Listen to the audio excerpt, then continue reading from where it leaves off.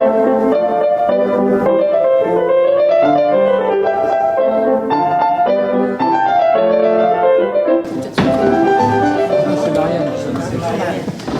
bonjour. Moi, je m'interroge un petit peu parce qu'effectivement, c'est très intéressant sur la commune, mais en fait, il y a une élection, il y a une double élection dimanche. Il y a une élection évidemment pour le conseil municipal, mais aussi pour le conseil territorial, hein, donc de la communauté de communes. Et en fait, la difficulté avec la communauté de communes, c'est en fait un manque de projet. Il n'y a pas de projet de la communauté de communes, puisqu'il faut d'abord que les gens soient désignés pour qu'enfin il y ait un projet. Donc je voulais savoir, moi, quelle était la nature du projet que vous aviez porté au niveau de la commune, de la COCOM, parce qu'en réalité, les compétences intercommunales, elles deviennent de plus en plus importantes. Alors oui, merci Emmanuel. Effectivement, au niveau de la communauté de communes, il y a plusieurs projets. En direction des associations, puisqu'on a fait le budget hier, donc il a été voté des budgets sur les associations, il y a un projet qui peut être un projet peut-être intéressant, mais qui est à développer avec l'école de musique. Le projet de l'école de musique qui serait de fusionner les deux écoles de musique. Je ne suis pas sûr personnellement que ce soit la meilleure solution pour les écoles de musique. Je pense qu'il faut encore que les écoles de musique, parce que fusionner, ça veut dire qu'il y a une école de musique qui risquerait pas de disparaître, mais en tout cas de s'amenuiser au profit d'une autre. Je pense qu'il est important de conserver, alors il y a toujours cette volonté, la Comcom, de rationaliser, moi je veux bien, mais là encore, rationaliser, ça ne veut pas dire faire disparaître l'une des deux entités. Donc moi je pense qu'il faut conserver sur notre commune toutes les associations qui y sont, que ça soit soutenu, puisque c'est la communauté de communes qui maintenant entre guillemets les subventionne, que ce soit soutenu par cette communauté de communes et qu'on développe. Alors développer des projets, alors il y a eu un projet de carnaval, puisque vous avez entendu parler, mais ça ne suffit pas. Le gros projet pour moi de la communauté de communes, sur lequel vraiment je serais très vigilant, c'est le projet de création du pôle culturel. C'est celui-ci le gros projet qui nous intéresse. Alors c'est un projet qui à la fois nous occupe, mais ce que je disais, on va dire d'une manière peut-être un peu bon, il ne faudrait pas que les travaux perdurent encore pendant 10 ans, parce que sinon, ça ne sera plus la peine. Il y a une association qui s'appelle Accrédépo, qui essaie de militer pour développer un projet, c'est-à-dire un vrai projet, c'est-à-dire comment utiliser ces bâtiments pour que les bâtiments en question, qui ont été consolidés, qui sont mis en place, le public puisse y accéder, qu'est-ce qu'on en fait? C'est-à-dire qu'il faut avoir un vrai projet, et c'est ça le vrai projet. Est-ce qu'on va faire du théâtre, une salle d'exposition, une salle de concert? Comment faire? On sait qu'il y a des églises qui ont été transformées dans d'autres lieux, et ces églises-là ont été transformées véritablement en pôle culturel, et bien ça permet de donner une vie culturelle à une commune. Je pense que c'est ça, pour moi, c'est le gros enjeu de la communauté de communes sur notre commune. C'est le premier point. Le deuxième point, on sait que la communauté de communes, elle a la compétence transport. Quand je parle du transport à la demande, eh bien, c'est de demander, de solliciter la Comcom pour que le transport à la demande redevienne ce qu'il aurait dû continuer à être. C'est-à-dire que ce soit un véritable service auprès de la population, que ce ne soit pas seulement quelque chose qui se fasse parce qu'on a un petit peu de sous à mettre par-ci, par-là. Non, c'est vraiment ça. Donc on a le transport, c'est une compétence intercommunale. On a, alors je vous ai parlé, le pôle culturel, on a le collège, c'est une compétence intercommunale, et la compétence intercommunale, ça fait que la réhabilitation des terrains de sport, c'est quelque chose qui est nécessaire. Ça fait 25 ans qu'on en parle, et ça fait 25 ans que le terrain est stabilisé dans un état déplorable, parce que tout simplement, il faut le refaire complètement, que le terrain en herbe qui est derrière, il a des trous partout, même les joueurs de foot le disent, c'est dangereux pour le faire. Donc là aussi, c'est une compétence intercommunale. Et puis vous avez la petite enfance. La petite enfance, alors on a la chance, entre guillemets, d'avoir une crèche une crèche à côté, sur Donne-Marie. Ce qu'on veut, c'est la conserver. Donc là, il y a une DSP qui est relancée pour conserver ce pôle petite enfance et développer de nouveau ce pôle petite enfance. Donc moi, je vois 3 enjeux sur cette communauté de communes. La culture, mais il ne faut pas que ça dure 10 ans de plus. Il faut vraiment que ce mandat de 6 ans, qu'on puisse déboucher sur un projet du pôle culturel et qui commence à fonctionner. Même si c'est un fonctionnement, peut-être, on a dit, peut-être que ça sera que l'été, etc. Oui, peut-être qu'on ne pourra pas chauffer, enfin, on peut tout imaginer, mais il faut vraiment qu'on ait un projet, donc il faut s'y atteler. Le projet des terrains de sport, bon, je l'ai dit, le projet de la petite enfance et le projet du transport, c'est vraiment quelque chose qui nous... Après, Le reste, la compétence intercommunale pour l'assainissement, j'y croyais à moitié quand ça a été lancé, parce que je pense qu'on est tous différents dans les communes. Certains avaient complètement réhabilité leur station, d'autres pas du tout. Et donc, ça ne peut pas marcher comme ça. En tout cas, ça ne peut pas marcher, à mon sens, voilà. Donc, c'est ça les gros projets. Je ne sais pas si j'ai répondu. Il y avait le jeune, juste. Monsieur ? J'ai dû bien être debout.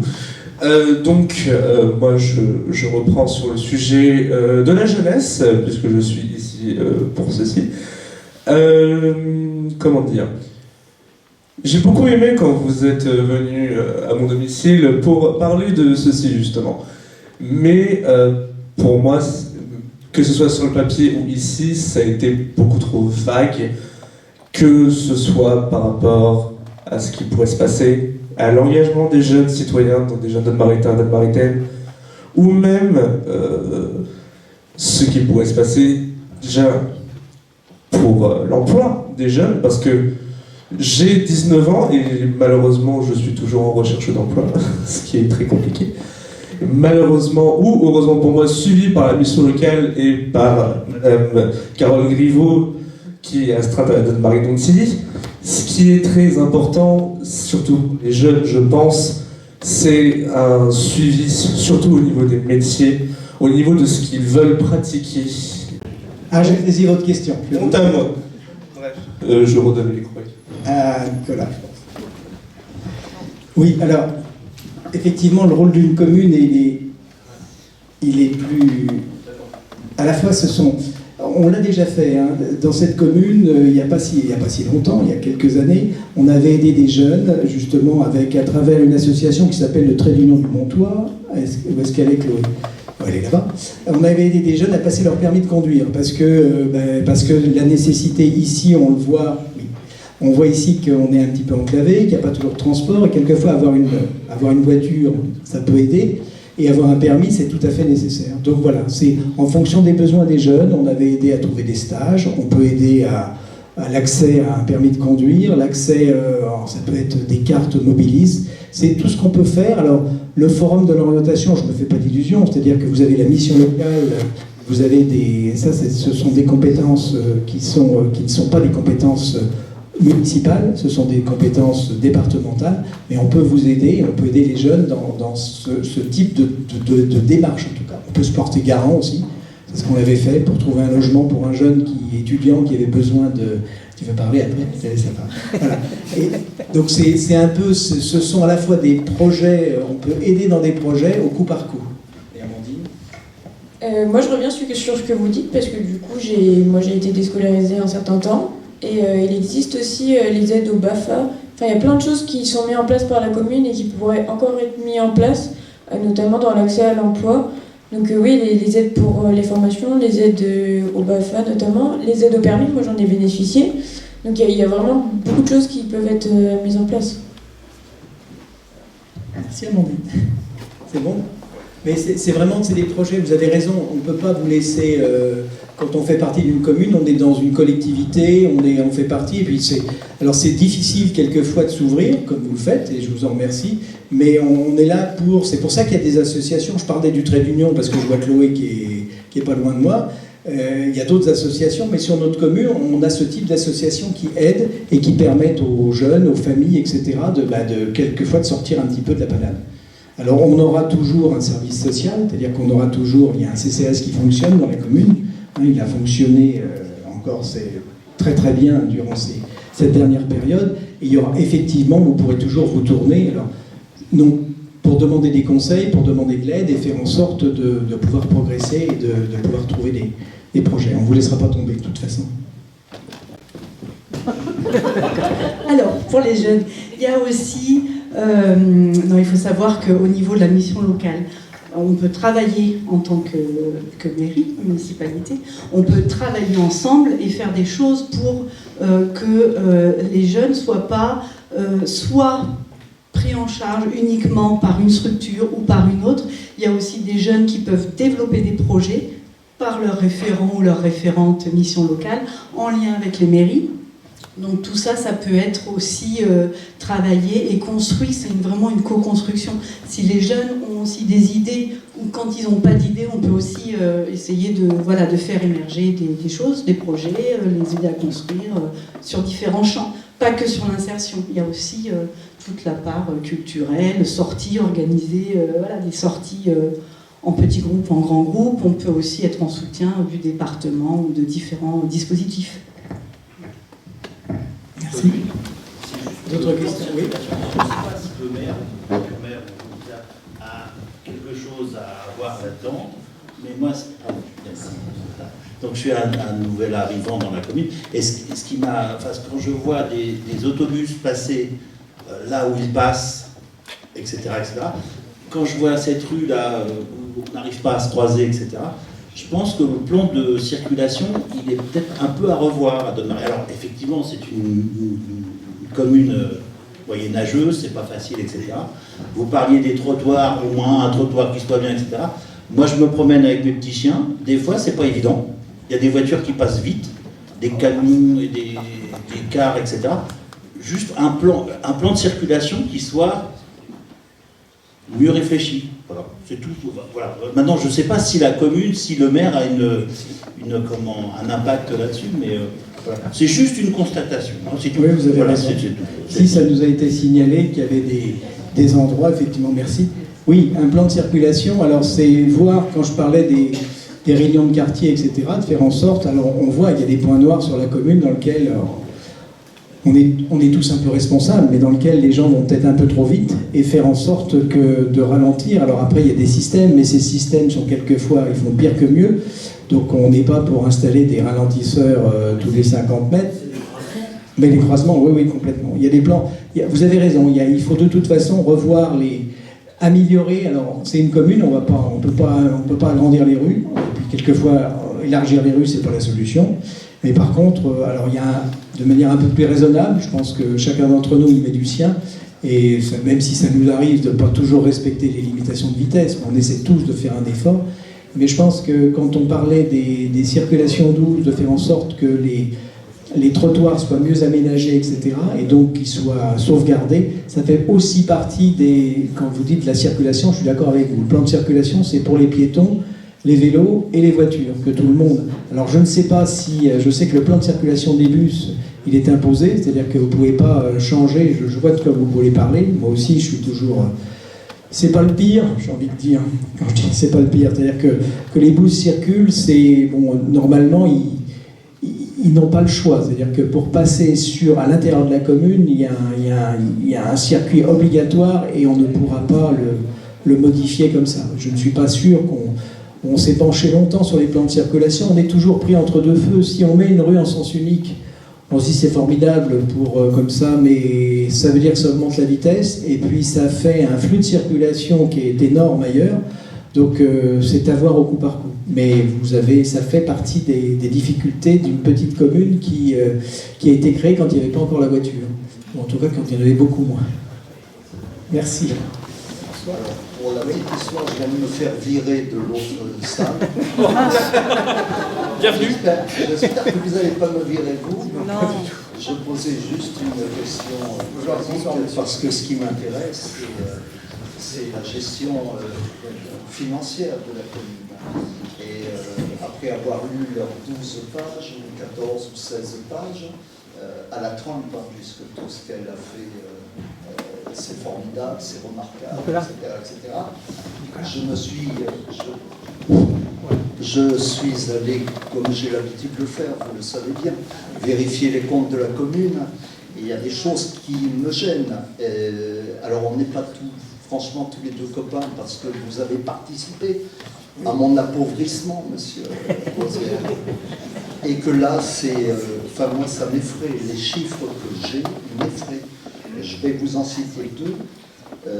Les taux, alors évidemment, à l'écouter, les taux, la pression fiscale n'a pas augmenté parce qu'elle se focalise, et on connaît le cinéma sur la non-augmentation des taux passant sous le tapis, le fait que les bases ont fortement augmenté. Vous le savez, j'ai été maire adjoint d'une commune aussi, chargé des finances. Quand les taux augmentent, on a aussi la possibilité, quand les bases augmentent et elles ont augmenté sensiblement. 6,57 il y a 3 ans, 351 l'année dernière, donc c'est énorme. Et je vois ma feuille d'impôt, elle a augmenté de 15%. Elle nie tout ça, je crois qu'il y avait une personne qui était là qui pourrait le dire, elle nie tout ça. Alors j'ai essayé de lui dire que ce qui m'effraie, c'est que cette cagnotte fiscale, car il s'agit bien d'une cagnotte fiscale, les bases ayant augmenté, il y a beaucoup plus d'argent qui est rentré dans les caisses de la commune, elle l'a consacrée aux dépenses. Juste 2 chiffres qui sont affolants. Lorsqu'elle est arrivée, les dépenses alors de fonctionnement par habitant, ça parle plus, elles étaient de 739 €. En fait, quand vous êtes parti, vous, 739 € par habitant. Savez-vous combien elles sont aujourd'hui? 1200 € par habitant, les dépenses de fonctionnement. Les charges de personnel étaient en 2020 de 1 107 000 €. 1 107 000. Elles sont aujourd'hui de 1 583 000. C'est-à-dire que chaque année, ça nous coûte 475 000 €. Il n'y a pas de miracle en matière de finances. Quand on a ces taux-là, il n'y a que 2 solutions. L'emprunt, où on continue d'augmenter les taux. Donc c'est la question que je vais vous poser. Et juste pour que vous ayez une idée complète de la chose, lorsqu'on additionne les dépenses de fonctionnement, les charges contraintes en fait, dépenses de fonctionnement, plus amortissement du capital, et qu'on rapporte ça aux recettes, quand vous êtes parti, on était à 96%. C'est-à-dire que les recettes de fonctionnement compensaient à 96% les dépenses et l'amortissement du capital.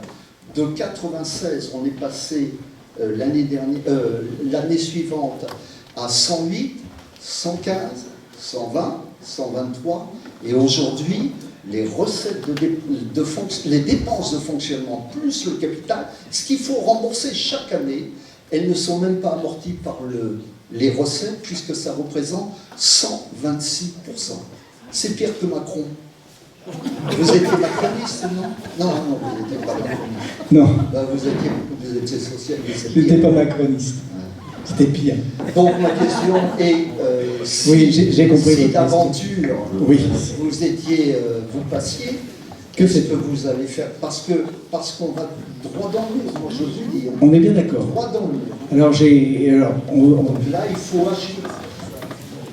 Oui, c'est vrai qu'on se connaît, mais venez vous asseoir, parce que je vous assure qu'on ne va pas vous virer, il n'y a pas de... Ah, mais bon. Non, sérieusement, vous avez... Alors, il y a 2 choses, c'est que vous avez eu des chiffres, vous les avez trouvés, j'imagine, auprès de la DGFIP. Non, je me suis présenté en mairie comme je l'avais fait lors de votre... Oui, de mon mandat. On m'a interdit de faire des photos, oui, comme nous. On m'a interdit toutes sortes de choses. Vous aviez été plus cool la fois dernière. Et on a mis la fuite à côté de moi.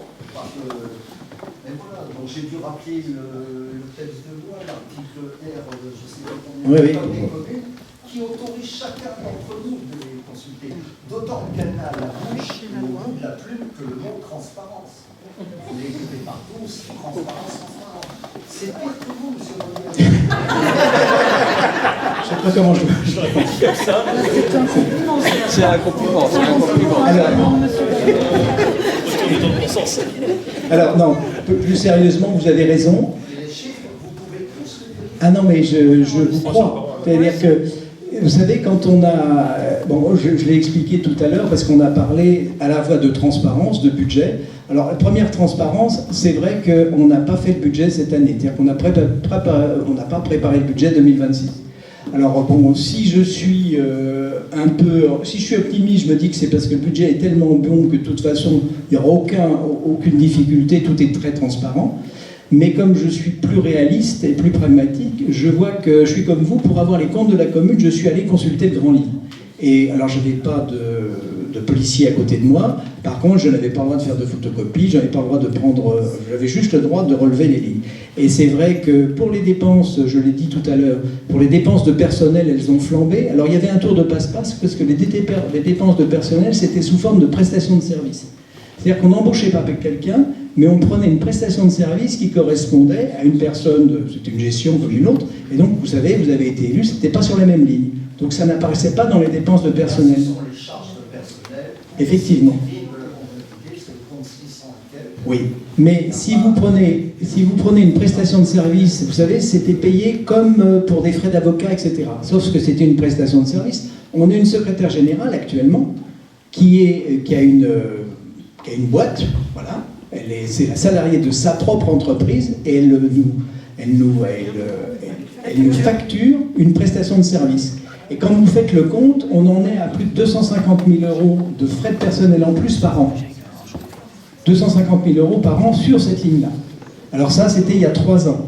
Mais comme il y a des choses qui n'apparaissent plus, parce qu'il y a des choses, vous savez, il n'y a pas des tours de passe-passe, mais des choses qui ne sont pas transparentes, je suis complètement d'accord avec vous. Alors je ne sais pas si j'étais mieux ou pire. Ce que je sais, c'est qu'il faut reprendre, vraiment faire en sorte que ces dépenses de personnel soient vraiment amoindries. Et vous êtes presque, on est presque dans le même sens. Je suis d'accord avec vous, les impôts ont augmenté parce que l'assiette qui est votée par la représentation nationale monte chaque année. Et ce que je disais tout à l'heure, c'est que je m'engage à revoir à la baisse. C'est-à-dire si ça augmente, alors ça a augmenté de 7% il y a 3 ans. 6,57. Ouais, bon. 6,57. Je pense, et j'avais proposé au conseil municipal à cette époque-là, ceux qui étaient là, de dire, bon, on va diminuer de 6,57 pour pouvoir conserver la même chose. Évidemment, ce que je n'avais pas dit là, on m'a dit, mais pas du tout, c'est pas comme ça qu'on marche, c'est pas comme ça qu'on doit faire. Donc oui, je m'engage à diminuer les dépenses de fonctionnement de la commune. On était dans une tranche moyenne, je dis pas, on est une commune pauvre. Bon, vous avez siégé dans une autre commune qui était plus riche que nous, monsieur. Mais nous, on est une commune pauvre, et dans une commune pauvre, il faut faire des économies sur le fonctionnement. Donc faire en sorte...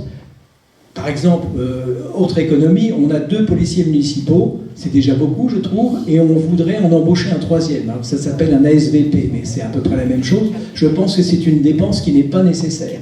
Quand on a pris 2 personnes pour le cabinet du maire, je pense que c'est une dépense qui n'est pas nécessaire. Alors je ne suis pas quelqu'un, je ne suis pas Donald, ce que vous dites, etc. Je pense simplement qu'il faut être raisonnable. On est une petite commune.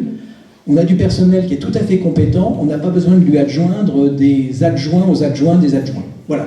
Donc ma position, elle est très simple. Il y aura effectivement, on reverra la masse salariale de manière à faire en sorte qu'on a besoin de monde dans les services techniques, on a besoin de monde au secrétariat. Vous étiez 4, ça me semble complètement... voilà. Il n'y a pas eu on n'a pas augmenté de population en l'espace de 6 ans, c'est-à-dire qu'on n'a pas doublé la population, on n'a pas pris des compétences nouvelles. Donc on n'a pas besoin d'avoir autant de personnes dans notre service pour couvrir les besoins de notre population. Donc il faut revoir ce fonctionnement. Et pour les impôts, vous voyez, pour une fois, je partage votre point de vue, on n'est pas obligé d'augmenter les impôts chaque année. Si on fait des projets, ma politique était toute simple, c'était ni macroniste, ni socialiste, c'était une politique de bon sens, monsieur. Si on fait des projets, c'est-à-dire que si on construit une école, alors on a besoin de mobiliser des fonds en emprunt et on a besoin de rembourser cet emprunt. Par contre, quand on n'a pas de projet, quand on n'a pas d'investissement particulier, alors soit parce qu'on n'a pas de besoin ou pas de volonté de le faire, dans ce cas-là, on n'a pas besoin de mobiliser des emprunts et on n'a pas besoin de faire en sorte d'augmenter les dépenses de fonctionnement ni les dépenses tout court. Je parlais de la rue Marie-Chaubard, vous avez entendu parler de cet immeuble, je l'ai visité, je peux vous dire que cet immeuble, pour moi, c'est une dépense qui n'est pas nécessaire.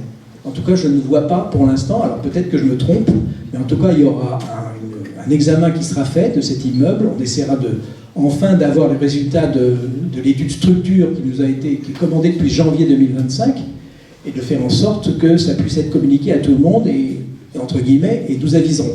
Mais je ne suis pas pour... voilà, je ne pense pas qu'il faille vraiment s'embarquer dans des projets de ce type pour notre commune.